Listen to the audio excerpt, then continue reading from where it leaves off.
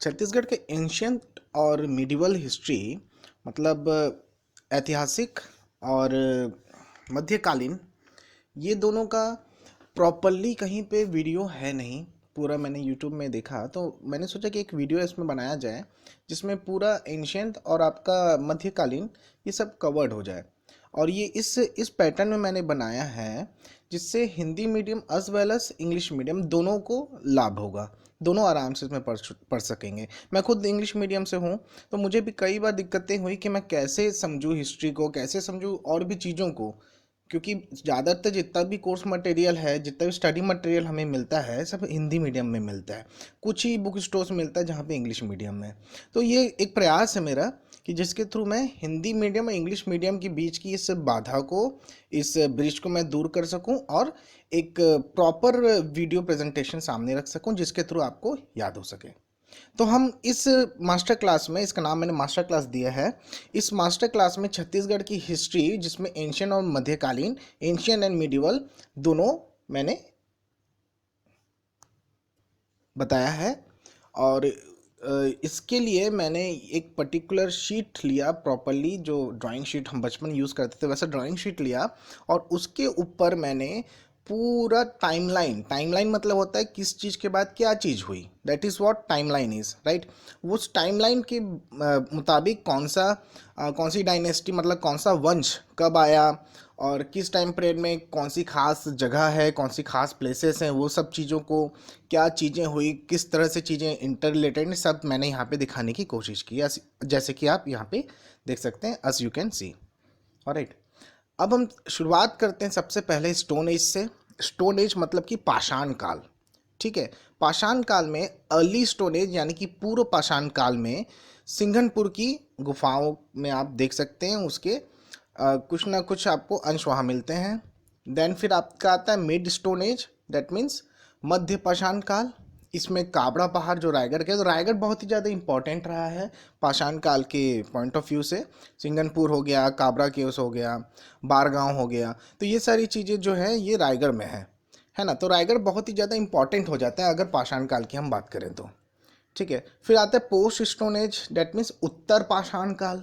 ये सब मैंने अर्ली मिड और पोस्ट लिखा है क्योंकि ये थोड़े से डिफरेंट नाम है, इसलिए इसको इंग्लिश में भी मैंने लिख दिया है और हिंदी में भी इसका ब्यौरा मैंने दिया है। अब पोस्ट स्टोन एज आपको मिलता है धनपुर बिलासपुर में और महानदी घाटी रायगढ़ में ही, ठीक है। इसके बाद आता है आपका नवपाषाण काल। नवपाषाण काल आपका दुर्ग में है, चित्वा डोंगरी राजनांदगांव में है, अर्जुनी दुर्ग में बेसिकली चित्वा डोंगरी राजनांदगांव और रायगढ़ के तेरम में इनके कुछ कुछ मिलते हैं। अब पाषाण घेरों की बात करते हैं। पाषाण घेरे होते क्या हैं बेसिकली? पाषाण घेरे होते हैं कि अगर किसी की डेथ हो जाती थी, बहुत पाषाण काल की बात है, एकदम एंशियंट टाइम की बात है, किसी की डेथ हो जाती थी तो उसके शव को दफना के उसके ऊपर पत्थरों से ढक दिया जाता था, उसको पाषाण घेरे बोलते हैं। तो कुछ 500 के आसपास पाषाण घेरे मिले हैं छत्तीसगढ़ में से। इसमें बालोद में है, बालोद में है, करीभदर, चिरचारी सोरर, ये सब आपका बालोद में है, इसमें मिला है। कोंडागांव में और गट्टनोरा जो है कोंडागांव का, वहाँ मिला है, ठीक है। इसके बाद आता है शैल चित्र। शैल चित्र डेट मीन्स बेसिकली क्या होता है आपका, पुराने ज़माने के लोगों ने जो चित्र बनाए हुए हैं दीवारों पे, वैसे शैल चित्र, जैसे कि आपका early stone age Singhanpur caves वगैरह और काबरा केव्स जो रायगढ़ में है उसमें लाल रंग की छिपकली का मिलता है आपको। तो वो सब चीज़ें जो हैं आपकी शैल चित्र में गिनाती हैं। तो बेसिकली ये काबरा पहाड़ और सिंघनपुर में मिलता है और चित्वा डोंगरी राजनांदगांव। काबरा सिंघनपुर तो ऑब्वियसली रायगढ़ में है। फिर आपका आता है आयरन एज आता है, लोह काल बोल सकते हो। आयरन एज के पिलर्स होते हैं, पिलर्स मतलब कि खंभों की तरह से। आयरन एज के जो पिलर्स होते हैं उसमें आपको मिलेंगे आपको कहरी बदर चिचारी सोरर जो कि बालोद में है, और करका भाटा ऑब्वियसली बालोद में अगेन, और जोगीमारा सीता बेंगड़ा, ये दोनों सरगुजा में। और जोगीमारा की गुफा वही गुफा है, अगर जो ऑलरेडी थोड़ा बहुत पढ़े हैं हिस्ट्री उनको पता होगा, जोगीमारा की गुफा वो गुफा है जहाँ पे आपका कालिदास ने मेघदूतम का वो किया था, मेघदूतम को लिखा था, ठीक है। अब हम आते हैं नेक्स्ट वैदिक एज में। बट उससे पहले एक चीज़, ये जो आपको कंप्यूटर स्क्रीन पे जो दिख रहा है, जो मैंने शीट पे बनाया हुआ है, इसका आप स्क्रीनशॉट रख सकते हैं, नहीं तो मैं कोशिश करूंगा कि इसको किसी ऐसी ड्राइव में, गूगल ड्राइव वगैरह किसी में डाल कर रखूँ जिससे आप इसको डाउनलोड कर सकें, क्योंकि ये बहुत ही संक्षेप में, इसमें आराम से आप, बहुत ही ब्रीफ में आराम से आप इसको पूरा देख के आपको हिस्ट्री का एक कम से कम ब्यौरा आपको मिल जाएगा। ये आई एम नॉट सेइंग कि it's complete Chhattisgarh history, but ये जो है आपका, ये आपको स्टार्ट करने के लिए एक एक एटलीस्ट एक प्लेटफॉर्म देगा, क्योंकि मेरे साथ ये प्रॉब्लम हुई थी कि मुझे एक प्लेटफॉर्म नहीं मिला था, कहाँ से स्टार्ट करूँ पढ़ना। तो मुझे इंटरेस्ट था हिस्ट्री में, तो मैंने हिस्ट्री को ही अपना बेस बनाते हुए पढ़ना स्टार्ट किया। और मैं भी आप लोग की तरह ही एक कॉम्पिटिटिव एग्जामिनेशन की तैयारी ही कर रहा हूँ। मैं कोई टीचर नहीं हूँ, बट मुझे पढ़ाना पसंद है। That's why I am putting this video here. और पेशे से मैं एक इंजीनियर हूँ, और सरकारी नौकरी तो ऑब्वियसली सबको चाहिए रहती है, तो उसकी होड़ में मैं भी आपके साथी हूँ। तो हम साथी ही हैं, मुझे टीचर कोई नहीं कहेगा। ओके, अब आते हैं हम वैदिक वैदिक एज में। वैदिक एज में ऋग्वेद और उत्तर वैदिक एज है, लेकिन ऋग्वेद में हमारा कहीं जिक्र नहीं है, छत्तीसगढ़ का कहीं पे कोई जिक्र नहीं है। 1500 से 500 ईसा पूर्व, या फिर 1500 टू 500 बिफोर क्राइस्ट BC की बात रहती है वैदिक एज की। बट ऋग्वेद में हमारा कहीं जिक्र नहीं है। उत्तर वैदिक में नर्मदा नदी को रेवा नदी कहा गया है, तो हम कह सकते हैं कि भारत में उल्लेखित किया गया अगर, तो that's why we can say कि उत्तर वैदिक काल में Chhattisgarh was in existence, Chhattisgarh का वर्णन मिलता है। ओके, नेक्स्ट हमारा आता है रामायण काल। ओके, अब रामायण काल, अब रामायण कुछ लोग कहते हैं कि एक कहानी है, लेकिन हमारा धर्म जो मानता है, हमारी जो धार्मिक सोच है, उसके हिसाब से रामायण काल में बहुत सारी घटनाएं हुई जो कि इम्पोर्टेंट भी है और एग्जामिनेशंस में आती भी है, चाहे वो व्यापन हो चाहे वो PSC हो। ओके, इवन UPSC एग्जामिनेशंस में भी, IAS की जो एग्जामिनेशन, उसमें भी रामायण काल से ऑल ओवर भारत का, उससे भी पूछा जाता है कभी कभी। So it's a very important topic, it's a very important era.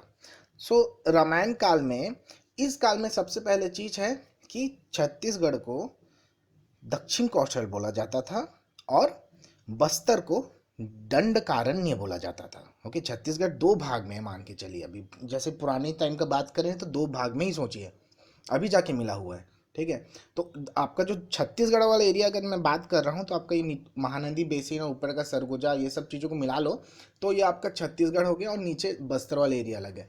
तो इन दोनों के अलग अलग नाम हुआ करते थे। तो रामायण काल में दक्षिण कौशल छत्तीसगढ़ को बोला जाता था, और बस्तर को बोला जाता था दंडकारण्य। अब इसमें सबसे इंपॉर्टेंट जगह कहाँ कहाँ पे, सबसे पहले तो सरगुजा में है। सरगुजा में आपका, जैसे यहाँ देख सकते हैं, रामगढ़, सीता बेंगरा और लक्ष्मण बेंगरा है। ठीक है, अब रामगढ़ जो है वो ऑब्वियसली सरगुजा में है, और ये सीता बेंगरा, लक्ष्मण बेंगरा, ये दोनों भी सरगुजा में ही है। एक राम झरना है जो कि रायगढ़ में है, इनका मैं प्रॉपरली बताऊंगा, आप टेंशन मत लो। खरौद, खरौद बहुत ही इंपॉर्टेंट है, यहाँ पे खरदूषण का वध किया था। खरदूषण का वध किसने किया था? लक्ष्मण, लक्ष्मण जी नहीं, खरदूषण का वध राम जी ने किया था। युद्ध के दौरान वध हुआ था खरदूषण का, जब सुर्पनखा की नाक काट दी गई थी, उसके बाद ये मिले थे, इनसे लड़ाई हुआ थी। ये पहले मतलब असुर थे जिनसे राम और लक्ष्मण का लड़ाई हुआ था, और उन्होंने they have killed this Khardushan. तो खरौद में खरदूषण का वध हुआ, ये है चांपा में। ठीक है, अच्छा, ये जो आपका सीता बेंगरा जो है, वो एक्चुअली में विश्व की सबसे प्राचीनतम नाट्यशाला है। बहुत ही पुरानी, सबसे पुरानी नाट्यशाला सीता बेंगरा में है। और जोगीमारा में मैंने पहले ही बताया था कि आपका कालिदास ने मेघदूतम की रचना की थी। Okay, as well as Jogimara में सम्राट अशोक के, मौर्य वंश के सम्राट अशोक के शिलालेख प्राप्त होते हैं। ओके, पाली भाषा एज वेल एज ब्राह्मी लिपि में मिलता है यहाँ पे। और यहाँ पे आपका रामायण टाइम पीरियड का एक जल संग्रहण हेतु सीता कुंड भी है। ये यहाँ पे लिखा नहीं है, बट सीता कुंड भी, ये आप नोट में लिख सकते हो अपने, सीता कुंड। ओके, एज वेल एज यहाँ पे जोगीमारा की गुफा का तो मैंने बता दिया यहाँ पे। अच्छा, जोगीमारा की गुफा में एक चीज़ और है, देवदासी नृत्यांगना और देवदत्त नामक डांसर, नृतक की प्रेम कथा का वर्णन भी यहाँ पे है। और एक पॉइंट आप हमेशा याद रखिए, मुकुटधर पांडे जी ने जो मेघदूतम थी कालिदास जी की, महाकवि कालिदास जी की, उसको उन्होंने ट्रांसलेट किया था छत्तीसगढ़ी भाषा में, या फिर अच्छे वर्ड्स में बोले तो रूपांतरण किया था छत्तीसगढ़ी भाषा में, मुकुटधर पांडे ने। ठीक है, अच्छा, तो अब यहाँ पे और इम्पोर्टेंट क्या है रामायण काल में? रामायण काल में एक शिवरी नारायण जो आप जानते हैं, शिवरी नारायण में आपके शबरी जी ने बेर खिलाया था राम जी को। और शिवरी नारायण में मंदिर भी होगा, आप ऑब्वियसली कभी गए होंगे, देखे होंगे, शिवरी नारायण में मंदिर भी है। तो वहाँ पे संगम भी होता है दो नदियों का, महानदी का और शिवनाथ नदी का, ये आपको याद रखना है। अगला आपका वाल्मीकि आश्रम है, लव कुश का जन्म जहाँ हुआ था, ये तुरतुरिया सिरपुर में है, महासमुंद में। ओके। और एक चीज़ और, भगवान राम अपने अंतिम समय में दक्षिण कौशल को कुश को दे दिया और उत्तर कौशल को लव को दे दिया। और दक्षिण कौशल का कैपिटल या फिर राजधानी कुश स्थली, और उत्तर कौशल की राजधानी आपका त्रावस्ती। यहाँ लिखा है, ये आप देख सकते हैं, इसका एक स्क्रीनशॉट ले लीजिएगा या फिर फाइल में आपको प्रोवाइड करूँगा। अगला आता है महाभारत काल। महाभारत भारत काल में सिरपुर को चित्रांगपुर कहते थे। यहाँ पे अर्जुन के बेटे भब्रुवाहन का कैपिटल है, राजधानी है। रतनपुर को मणिपुर कहा जाता था, ये ताम्रध्वज की राजधानी रही है। खल्लारी, इसको खल वाटिका कहा जाता था, ये लाक्षागृह है, यहाँ पे भीम खोह है और भीम की पच्चिन या भीम के फुटप्रिंट्स यहाँ पे मिलते हैं। फिर आपका आता है गुंजी का दम उदरहा।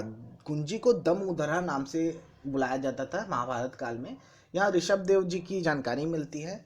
फिर आपका आरंग है, आरंग को भांडेर बोला जाता था, जो कि मोर ध्वज की राजधानी थी।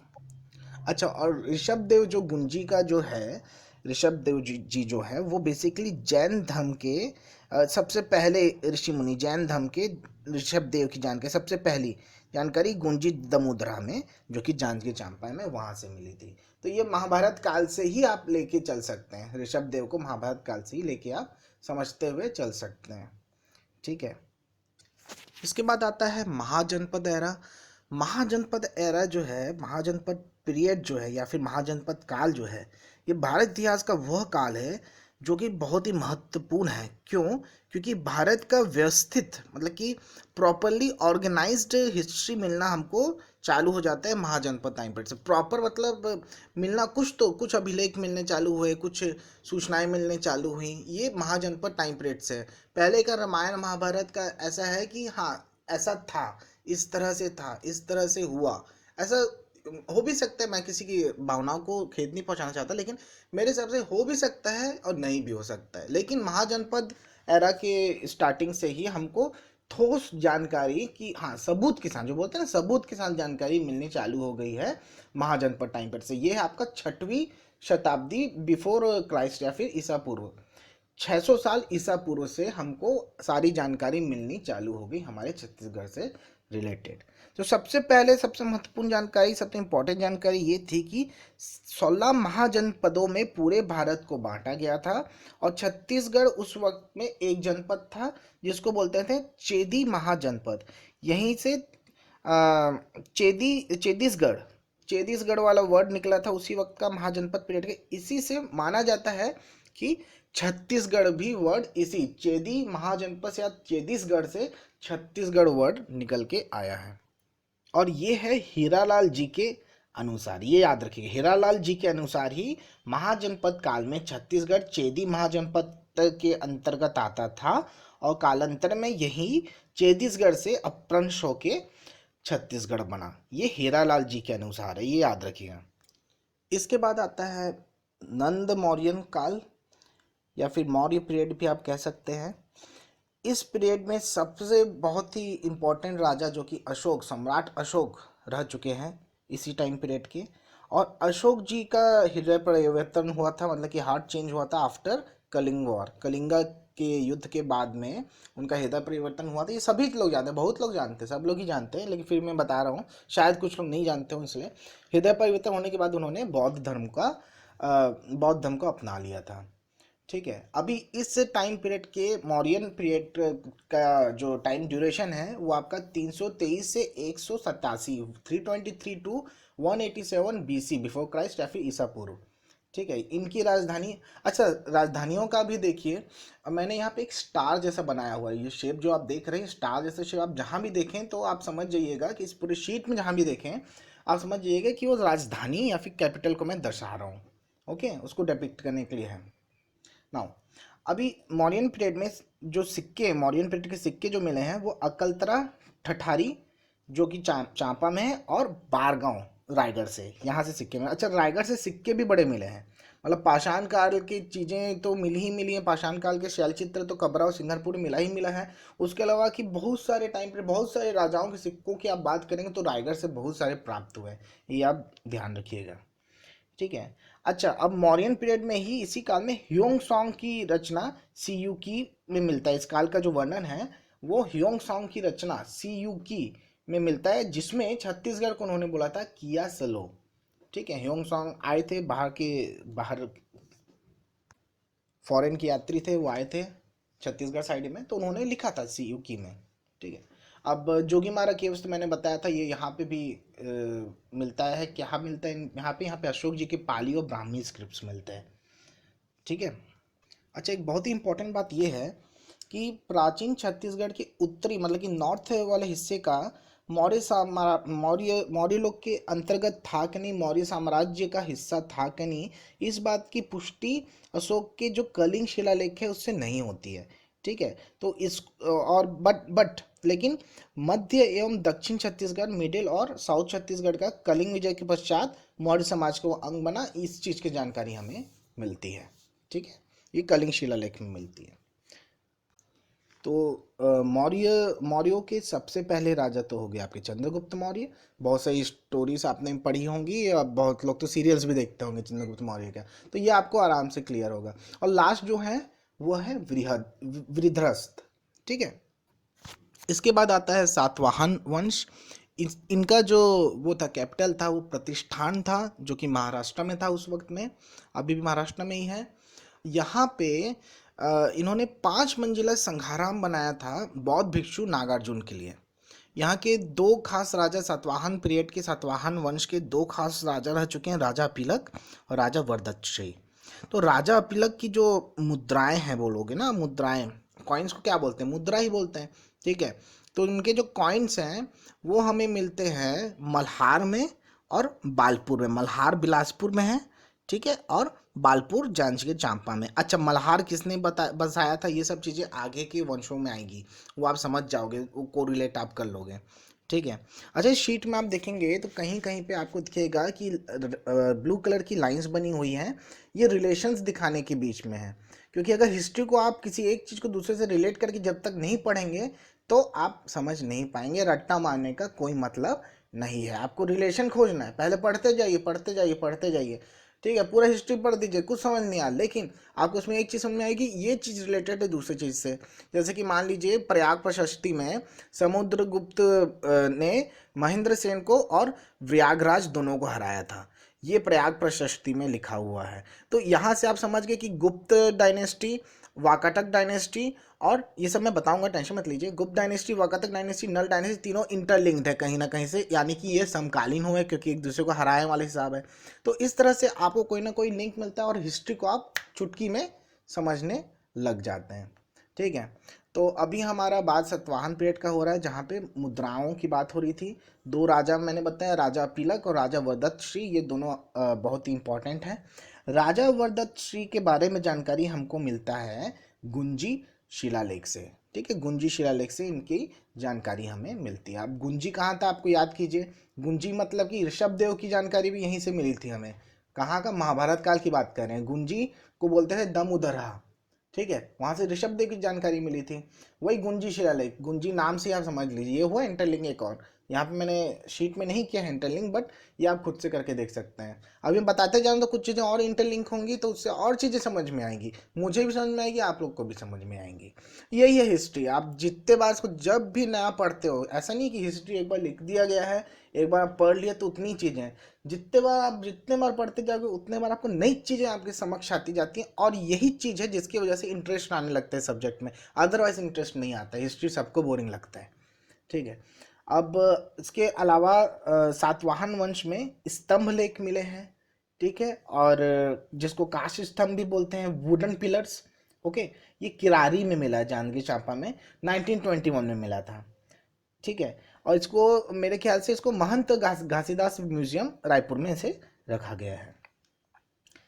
अब नेक्स्ट आपका आता है कुषाण वंश। कुषाण वंश और मेघ डायनेस्टी, ये सब टाइम पीरियड का ना थोड़ा सा कम अपने पास किताबों में भी बहुत कम दिया हुआ है, और मुझे एक्चुअली में इतना इंटरेस्ट नहीं आता इन दोनों में क्योंकि ज़्यादा क्वेश्चंस आते नहीं हैं। ठीक है, तो कुषाण और मेघ का बस आपको ऊपरी तौर पे बता देता हूँ। कुषाण वंश में तांबे के सिक्के बिलासपुर से मिले हैं, और सोने के सिक्के गोल्ड कॉइन्स आपके तेलीकोट रायगढ़ से मिले हैं। जैसे मैंने बताया था, रायगढ़ में सिक्के विक्के बड़े मिलते हैं, बारगांव में हो गया, तेलीकोट में हो गया, टेरम में हो गया। ठीक है, और मेघ डायनेस्टी, अब मेघ डायनेस्टी जैसी बात चालू हुई तो ये आपका आ गया है नई शताब्दियों से बात शुरू, मतलब कि ईसा मसीह का जन्म हो चुका है, फर्स्ट एंड सेकेंड सेंचुरी की ये बात हो रही है। सातवाहन पीरियड कब था? 72 to 200 बिफोर क्राइस्ट। मतलब कि अब इसको वापस में जाता ना ईसा पूर्व, मतलब कि अगर 200 लिखा हूं मैं, यहाँ में लिखने में थोड़ी गलती हो गई, यहाँ पे 200 से 72 लिखना था, 200 to 72 बिफोर क्राइस्ट, या फिर 200 से 72 ईसा पूर्व। ईसा पूर्व मतलब ईसा मसीह के जन्म से पहले की बात है। ओके, सातवाहन पीरियड का 200 से 72 ईसा पूर्व बिफोर क्राइस्ट। अब कुषाण हो गया, मेघ डायनेस्टी हो गया, दूसरी शताब्दी भी हो गई, दूसरा सेंचुरी तक आ चुके हैं हम लोग। अब आते हैं तीसरे सेंचुरी में, तीसरे चौथे सेंचुरी में। अभी यहाँ पे आप ध्यान रखिए, यहाँ पे अगर आप देखेंगे तो एक तरह से जाल पूरा बना हुआ, मकड़ी के जाल की तरह बना हुआ है, लेकिन ये इंटरलिंक करना बहुत जरूरी था ताकि आप इस टाइम पीरियड को बहुत अच्छे से समझ सकें। ठीक है, वाकातक डायनेस्टी, गुप्त डायनेस्टी, राष्ट्रीय तुल्य और नल, इसमें से आपका वाकातक, गुप्त और नल, ये सब तीनों के तीनों तो प्रॉपरली इंटरलिंक्ड है, कहीं ना कुछ चीज़ें हुई हैं राजाओं के बीच में। ठीक है, और कुछ कुछ अभिलेख मिले हैं, कुछ कुछ जानकारियाँ मिली हैं, वो इंटरलिंक्ड जानकारियाँ हैं। ठीक है, तो अभी सबसे पहले हम वाकातक डायनेस्टी की बात करेंगे, फिर गुप्त में आएंगे, फिर राष्ट्रीय तुल्य, फिर नल में। अभी इसमें आप थोड़ा सा ध्यान से अगर देखेंगे तो आपको समझ में आएगा कि ये सभी ऑलमोस्ट समकालीन है। समकालीन मतलब belonging to the same era. That means कि एक ही टाइम में जैसे कि मान लीजिए कि आप हो, आपका दोस्त है जो कि दूसरे शहर में पढ़ता है, लेकिन वो भी 12वीं में ही पढ़ता है। ठीक है, या फिर वो 11वीं में पढ़ रहा है, मतलब कि आप पढ़ाई तो कर रहे हो ना, स्कूल में ही हो, तो वो स्कूल वाला टाइम पीरियड को समझ लीजिए कि एक काल है। जैसे कि मान लीजिए कि कोई पहली क्लास में पढ़ रहा है, आप 12वीं क्लास में पढ़ रहे हो, लेकिन अलग अलग स्कूल में हो या फिर एक ही स्कूल में हो, तो आप समकालीन हुए, तो ये होता है समकालीन परिभाषा। तो अब आते हैं हम वाकाटक डायनेस्टी में, तीसरी और चौथी शताब्दी की बात है, 3rd to 4th century. Their capital was Nandivardhan, Nagpur. Nagpur का नंदीवर्धन था इनका कैपिटल। ओके, अब वाकातक डायनेस्टी में सबसे पहले राजा रहे Mahendra Sen, and the last empire was Harisen. ठीक है, और इनका सीरीज को आपको याद रखने का बहुत ही ज़्यादा इंपॉर्टेंट है। महेंद्र सेन, रुद्र सेन द्वितीय, प्रवर सेन, नरेंद्र सेन, पृथ्वी सेन, हरिसेन।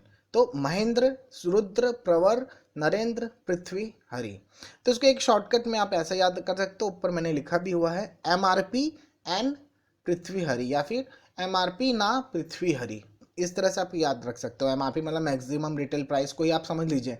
MRP में क्या होगा, M for Mahendra Sen, R for Rudra Sen द्वितीय, याद रखिएगा सेकंड है, फिर P फॉर प्रवर सेन, फिर ना में नरेंद्र सेन, फिर पृथ्वी हरि, तो याद रहेगा हमारी पृथ्वी हरी भरी है, पृथ्वी हरि याद रहेगा आपको।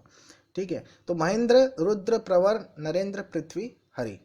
ठीक है, अभी बस मैं आपको इनको बस याद कराते जा रहा हूँ कि कैसे याद रखना है ये सब सीरीज को राजाओं के, फिर मैं आपको बताऊंगा कि कौन सा चीज किससे इंटरलिंक्ड है। तो ये बात हुई तीसरी से चौथी शताब्दी वाकातक डायनेस्टी का, वाकातक वंश का। ठीक है, फिर आपका गुप्त है।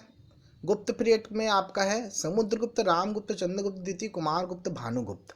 ठीक है, तो इसको आप किस तरह से याद कर सकते हैं, SRCKB। S for Samudragupta, R for Ramgupta, C for Chandragupta, K for Kumargupta, F for Bhanugupta. और ये भी बड़ी अचंभे की बात है कि अगर आप इसको SRCKB, इसको मैंने खुद से निकाला है, SRCKB ऐसा करते हैं, इसको आपको डेफिनेटली आपको देखोगे तो अजीब सा लगेगा, लेकिन जब आप इसको मैप में देखोगे, किस में, छत्तीसगढ़ के मैप में, तो ये सब एक लाइन में है, ये सारे के सारे क्या जिले, ये सारे के सारे district. S for Surguja, R for Raigarh, C for Champa, K for Korba, B for Bilaspur. एक के बाद एक ही है, सब एक से एक जुड़े ही हुए हैं। आप इसको देखिए मैप पे, जैसे मैं करके दिखाता हूँ, S for Surguja, R for Raigarh, C for Champa, K for Korba, B for Bilaspur. तो ये आपको डेफिनेटली याद रहेगा, आप कभी नहीं भूलोगे। समुद्रगुप्त, रामगुप्त, चंद्रगुप्त, कुमारगुप्त, भानुगुप्त। ये हो गया। इसके बाद फिर आपका राशि तुल्य आता है। ये राशि तुल्य जो है चौथे से छठवीं शताब्दी का है। गुप्त पीरियड कब से कब है? 319 से 550, तो इसको भी बोल सकते हो आप तीसरी से पांचवी शताब्दी बोल सकते हो एक तरह से, ठीक है। राशि तुल्य में है सूरा, दैत्य, विभीषण, भीमसेन दैत्य द्वितीय, भीमसेन द्वितीय। ये थोड़ा सा याद करना पड़ेगा, इसका मैं निकाल नहीं पाया कोई शॉर्टकट। आप कुछ निकाल सको तो कमेंट बॉक्स में डेफिनेटली डाल दीजिए। सूरा, दैत्य, विभीषण, भीमसेन दैत्य द्वितीय, भीमसेन द्वितीय, ठीक है। फिर आपका आता है नल डायनेस्टी, 5वीं से 12वीं शताब्दी के बीच में। इनकी राजधानी रही है पुष्करी और कोरापुर। अब इनके पहले जो शासक रहे हैं शिशुक, यही इनके फाउंडर हैं, और नरेंद्र लास्ट रहे हैं। बहुत सारे रहे, उसमें से जो मैंने इंपॉर्टेंट है उसको ही मैंने क्रोनोग्राफिकली और हायरार्किकली मैंने यहाँ जमा दिया है। तो शिशुक रहे फाउंडर, फिर व्याघराज है, फिर वृषभराज है, ठीक है, और फिर वराहराज है जो कि वास्तविक संस्थापक कहलाते हैं, एक्चुअल फाउंडर कहलाते हैं वराहराज। भवदत्त वर्मन, अर्थपति भट्टारक, स्कंद वर्मन, पृथ्वीराज, विलास तुंग, नरेश। तो अभी मैंने आपको एक ब्यौरा दे दिया कि वाकातक, गुप्त, राशि तुल्य और नल डायनेस्टी में कौन कौन राजा रहे हैं और किस टाइम पीरियड की बात है। एक तरह से समकालीन ही है सब चीज़ें, ठीक है। शरपुरी को भी मानोगे आप, आगे वाला जो आने वाला उसको भी आप मान सकते हो कि समकालीन ही है थोड़ा बहुत, ठीक है, उतना नहीं। तो अब इन चारों डायनेस्टीज को मैं एक तरह से इंटरलिंक करूंगा, अभी गौर से आप देखिएगा, ठीक है।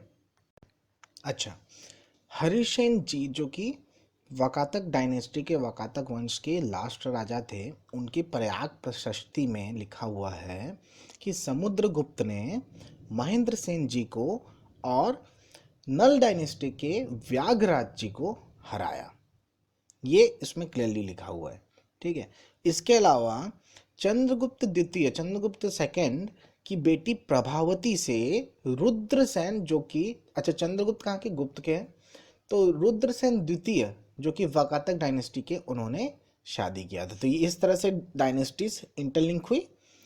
अब उसके अलावा जो नल डायनेस्टी के भवदत्त वर्मन हैं, उन्होंने, इसमें आप देख लीजिए ये जो येलो, सॉरी ब्लू कलर की जो लाइंस है ना, ये आपको क्लियरली दिखा रही है कि किसका लिंकेज कहाँ से है। तो यहाँ पे देखिए भवदत्त वर्मन ने नरेंद्र सेन को हराया वाकातक डायनेस्टी के, और नरेंद्र सेन के बाद जो आए हैं पृथ्वी सेन, पृथ्वी सेन ने भवदत्त वर्मन के बाद में आए अर्थपति भट्टारक को हराया। ये हो गया क्लियर। अब एरन अभिलेख है भानुगुप्त का, और आरंग अभिलेख है भीमसेन द्वितीय का, जिसमें राशि तुल्य का वर्णन है, पूरा जानकारी दिया हुआ है। और विलासतुंग के राजिम अभिलेख में विलासतुंग की जानकारी है। और इसके अलावा नल डायनेस्टी में आपके नरेश सबसे लास्ट थे, और राजिम अभिलेख में विलासतुंग की ये लिखा हुआ है कि रानी राजीव लोचन मंदिर का निर्माण हुआ, और इस राजीव लोचन मंदिर का रजिस्ट्रेशन जगतपाल जी ने कराया, जो पृथ्वीदेव द्वितीय, कलचुरी शासक पृथ्वीदेव द्वितीय के सेनापति थे। ये आप इंटरलिंक कैसे करेंगे? यहाँ से उधर तक लेके जाते बन नहीं रहा था, तो मैंने यहाँ पे बस स्टार का एक मार्क कर दिया, और दूसरा स्टार का मार्क जब आप कलचुरी वंश में आएंगे तो वहाँ पे आपको दिखेगा, ठीक है। तो ये इस तरह से इंटरलिंक्ड है, ऑलराइट। अब इसके बाद आते हैं शरपुरी में। शरपुरी वंश के शुरुआत 5वीं शताब्दी में होता है और अंत 6वीं शताब्दी में होता है। यहाँ की राजधानी सिरपुर, मल्हार और सारंगढ़ रह चुकी है। सबसे पहले राजा शरभराज जो कि संस्थापक बोल सकते हो आप, और प्रवरराज जो है सबसे लास्ट है। प्रवरराज द्वितीय बेसिकली बोला जाए, प्रवरराज द्वितीय रहे हैं सबसे लास्ट वाले शासक, लास्ट वाले राजा, ठीक है।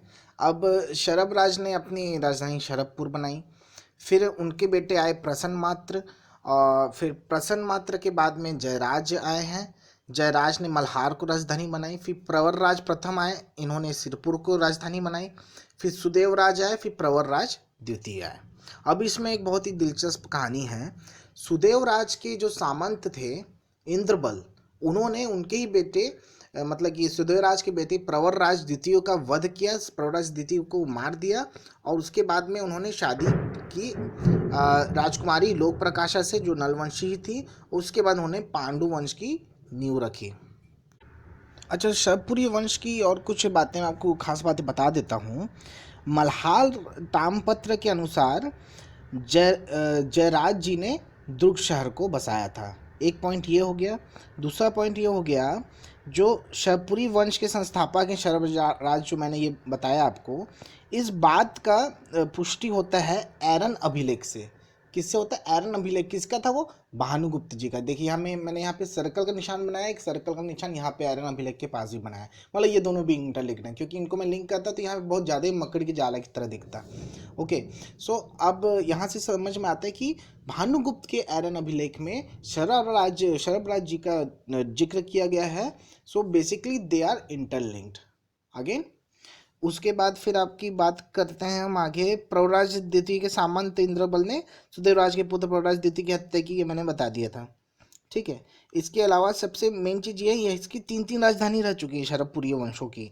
एक आपका शरभपुर रहा है, जिसको शरभराज जी ने बनाया, फिर प्रसन्न मात्र जी ने मल्हार को राजधानी बनाई, फिर प्रवरराज प्रथम ने सिरपुर को राजधानी बनाई।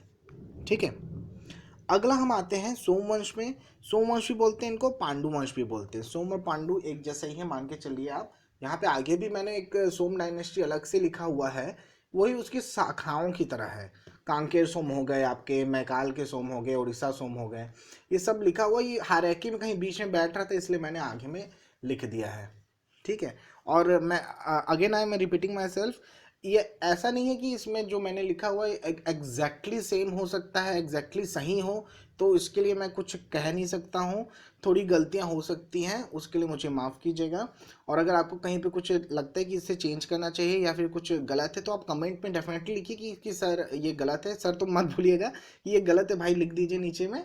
ठीक है, और उसके बाद फिर जो आगे जो देखेंगे, शायद अगर कुछ गलत हुआ, शायद in case if anything is wrong, then उसको वो कमेंट में पढ़ के समझ जाएंगे कि हाँ ये ऐसा नहीं था, इस तरह से। ठीक है, चलिए आगे बढ़ते हैं। इसके बाद पांडु वंश में हम आते हैं। तो पांडु वंश में आप एक चीज़ याद रखिए, सबसे ज़्यादा जो स्वर्ण युग मानते हैं छत्तीसगढ़ का, वो महाशिवगुप्त बालाजुन के टाइम पीरियड का ही है। महाशिवगुप्त बालाजुन के टाइम का बहुत सारी चीज़ें हुई। 27 ताम्रपत्र मिले। शैव धर्म, वैष्णव, एक्चुअली पांडव वंश जो है वो वैष्णव धर्म का था ये, लेकिन शैव धर्म के थे। ठीक है, ह्योंग सॉन्ग भी इसी टाइम पीरियड में आए। ह्योंग सॉन्ग सिरपुर आए, मल्हार आए। ठीक है, इन्होंने ही आके छत्तीसगढ़ को, जो मैंने स्टार्टिंग में बताया हुआ था आपका मौर्यन पीरियड का, तो ह्योंग सॉन्ग ने इस टाइम पीरियड में आके मौर्यन टाइम पीरियड की बातों को लिखा अपना सियुकी में, और किया सलो बोला छत्तीसगढ़ को। ठीक है, तो इसमें आते हैं हम। तो सबसे पहले तो जो संस्थापक रहे हैं पांडु वंश के, वो रहे हैं उदयन। ठीक है, लेकिन जो इसके एक्चुअल संस्थापक बोलोगे आप, वास्तविक संस्थापक या फिर actual founder of this Pandu vansh, this Pandu dynasty, that would be Indrabal. जो मैंने इंद्रबल का मैंने आपको बताया कि प्रवरराज द्वितीय, प्रवरराज सेकेंड का मर्डर करने के बाद में, जो कि सुदेवराज के बेटे रहे चारपुरी वंश के, मर्डर करने के बाद में उन्होंने पांडु वंश की नींव रखी है। अब इंद्रबल के बाद में इंद्रबल के चार और आते हैं नीचे में, मतलब हायरार्की में नीचे में आते हैं, जो उसके बाद में उत्तरदायित्व संभालते पांडुवंश का। इसमें नन्नराज है, सुरबल, ईशान देव और भवदेव है, और एक तीवर देव नाम से आते हैं, जो उड़ीसा साइड चले गए आपका एक्सपेंशन करने के लिए पांडुवंश का। अब नन्नराज के बेटे आए हैं, एक चंद्रगुप्त है और एक महाशिव तिवरदेव। जो महाशिव तिवरदेव हैं, उनको उपाधि मिली थी सकल कौशलाधिपति। सकल कौशलाधिपति, ये बोलने में भी दिक्कत होती है, लेकिन याद रखिएगा, सकल कौशलाधिपति की उपाधि तिवरदेव को मिली हुई थी, महाशिव तिवरदेव जी को।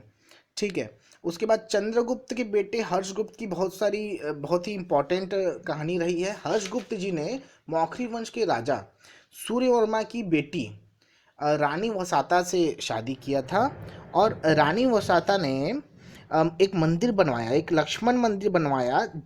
लेकिन लक्ष्मण मंदिर है, लेकिन वहाँ पूजा होती थी विष्णुदेव की।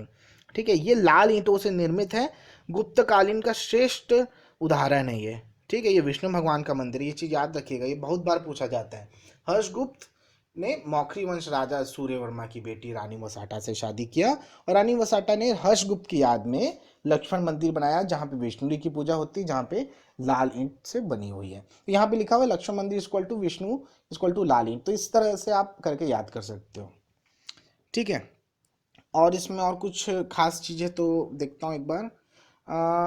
अच्छा हाँ, सबसे मेन तो आपका महाशिवगुप्त बालार्जुन का है, जो जिसमें जिनके टाइम पीरियड में छत्तीसगढ़ का स्वर्णकाल माना गया था। इनको परम महेश्वर की उपाधि मिली थी, सबसे पहली बात तो ये है।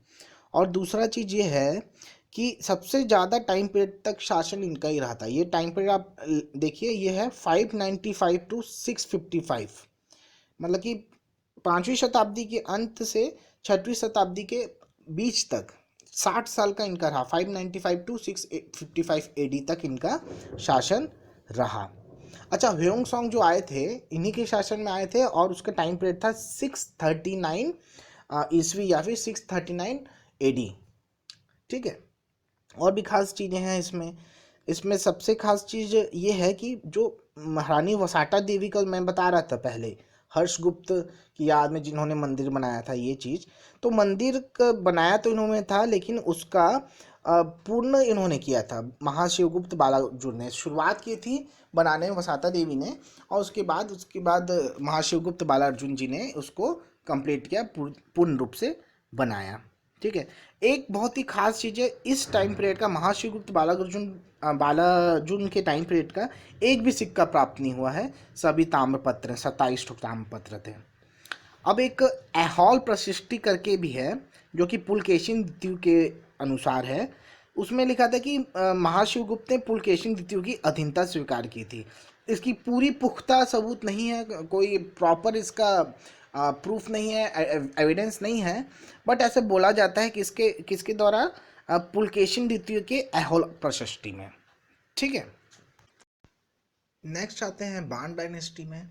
अब बाण में उतना ज़्यादा खास जानकारी नहीं है, इसमें बस ये पता है कि विक्रमादित्य सबसे मेन थे, और इन्होंने पाली में शिव मंदिर बनाया था, जिसका जीर्णोद्धार या फिर restoration was done by Jajalla Dev first, जिनकी राजधानी जांजगीर थी, कलचुरी डायनेस्टी के। ये इंटरलिंक्ड है, ये जैसे ही कलचुरी में आएंगे तो मैं आपको क्लियरली समझाऊंगा। ठीक है, अब इसके बाद आता है सोम डायनेस्टी। सोम में मैंने आपको पहले बताया था कि मैकल के सोम अमरकंटक साइड में, उड़ीसा के सोम, इनमें इनको उपाधि मिली है त्रिकलिंगाधिपति और कौशलेंद्र, ये दो उपाधि मिली है। फिर कांकेर के सोम है, कांकेर सोम का मैं आगे में वर्णन करूंगा, आगे मैं इसको डिस्क्राइब करूंगा। ओके, अब इसके बाद गुप्तोत्तर काल आता है। फिर अब आते हैं सबसे ज़्यादा इम्पोर्टेंट, सबसे ज़्यादा राज जो जिन्होंने किया छत्तीसगढ़ में, the most important dynasty, Kalachuri.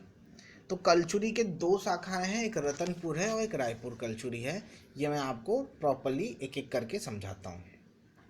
तो कलचुरी डायनेस्टी का सबसे पहले जो संस्थापक है, जो फाउंडर है, दैट वाज कलिंगराज। तो कलिंगराज हो गए आपके संस्थापक, और संस्थापना हुई है कलचुरी डायनेस्टी की 1000 ईस्वी में या फिर 1000 एडी में। दैट मीन्स यहाँ से हमारा चालू हो जाता है मिडिवल हिस्ट्री। अभी तक पूरा एंशियंट ही मान सकते हो आप, एंशियंट ही चल रहा था एक तरह से, लेकिन यहाँ से हमारा मिडिवल मध्यकालीन छत्तीसगढ़ का इतिहास कलचुरी डायनेस्टी से स्टार्ट होता है, हम बोल सकते हैं। एंशियंट खत्म, मध्यकालीन शुरू। ठीक है, अभी सबसे पहले संस्थापक कलिंगराज रहे हैं, और सबसे अंतिम सबसे लास्ट रहे हैं रघुनाथ सिंह बोल सकते हैं आप, या मोहन सिंह बोल सकते हैं। थोड़ा सा कंट्रोवर्सी वाला है, ये मैं आपको क्लियरली बताऊंगा, क्योंकि मोहन सिंह ने षड्यंत्र किया था, उनके षड्यंत्र के नतीजतन ही कलचुरियों का पतन हुआ था। तो उनको हम लास्ट शासक बोलेंगे कि नहीं बोलेंगे, अब पीएससी व्यापम क्या लेता है इसको नहीं पता, तो इसको रघुनाथ मान के आप चलिए फिलहाल के लिए, रघुनाथ सिंह। ठीक है, अभी हम डिस्कस करते हैं एक एक करके हर एक, क्योंकि कलचुरी डायनेस्टी में अंदर अंदर से क्वेश्चन पूछ दिया जाता है कि हाँ आप बताइए, कि रत्नदेव प्रथम के बारे में कुछ पूछ दिया अचानक से, जगत देव के बारे में कुछ पूछ दिया, जो कि सीरीज में कहीं मैच भी नहीं खाते हैं, अचानक से बीच से किसी का भी उठा के क्वेश्चन पूछ दिया जाता है। तो इसमें एक एक करके धीरे धीरे करके हमको समझना पड़ेगा। ठीक है, तो सबसे पहले बात करते हैं कलिंगराज की। कलिंगराज ने 1000 ईसीवी या फिर 1000 एडी से 1020 एडी तक शासन किया। इनका जो राजधानी था वो था तुम्बाड़। ओके, और यहाँ पे महिषासुर मर्दिनी मंदिर का इन्होंने निर्माण कराया। किसका? महिषासुर मर्दिनी मंदिर का। ठीक है। और अच्छा, तुमान जो है आपको चैतुरगढ़ को बोलते थे तुमान ना, ये याद रखिएगा। नेक्स्ट आपके कमल राज जी हैं, जो कि 1020 से 1045 के बीच में। ठीक है। इन्होंने त्रिपुर के राजा गंगदेव को उड़ीसा अभियान में सहायता प्रदान की थी। याद रखिएगा, त्रिपुरी के राजा गंगदेव को उड़ीसा के अभियान में he has helped him, right. Then comes Ratnadev प्रथम, रत्नदेव फर्स्ट। ये 1045 से 1065 के बीच में है। He has transfer the capital to Ratanpur. Ratanpur में इन्होंने राजधानी को स्थानांतरित किया था। तो पहले राजधानी क्या थी? तुमान मतलब कि चैतुरगढ़ था। Now the capital is Ratanpur. तो इन्होंने 1050 ईस्वी में रतनपुर नगर की स्थापना की थी। और इन्होंने ऑब्वियसली तुमान की जगह पे रतनपुर को अपनी राजधानी बनाया। और तुमान राजधानी से कलिंगराज, कमलराज और रतनदेव, ये तीनों ने शासन किया है। क्योंकि देखो, इन्होंने 1050 में रतनपुर को राजधानी बनाया ना, तो 1045 से 50 तक तो इन्होंने तुमान में किया होगा। इसलिए तुमान में किस किस राजा ने किया? कलिंगराज, कमलराज और रतनदेव तीनों। ऑब्वियसली कलिंगराज कमलराज ने तो किया ही, रतनदेव ने भी किया। Initially Ratandev was ruling in Tuman itself. Okay, तो तुमान इनकी भी राजधानी रही है। तो 3 राजा है, कलिंगराज, कमलराज, रतनदेव। ऑप्शन आता है अगर कि इन तीनों में से तीनों ने या दो ने या फिर एक ने, तो ऑप्शन आप क्या लोगे? तीनों के तीनों ने किया है। इन्होंने भी महिषासुर मर्दिनी का मंदिर बनाया है, जो कि लाफागढ़ में है। कि और कलिंगराज जी का कहाँ पे था? चैतुरगढ़ में महिषासुर मर्दिनी मंदिर कलिंगराज जी का। और रतनदेव प्रथम का महिषासुर मर्दिनी मंदिर ये लाफागढ़ का है। तो दोनों अलग अलग हैं। ठीक है। महामाया मंदिर रतनपुर की, जो कि बहुत ही फेमस मंदिर है बिलासपुर के पास में। जब भी आपका नवरात्रि होता है तो वहाँ पे बहुत रौनक रहती है। मैंने भी कई बार वहाँ पे गया है। तो ये रतनदेव ने ही बनाया था रतनपुर में महामाया मंदिर।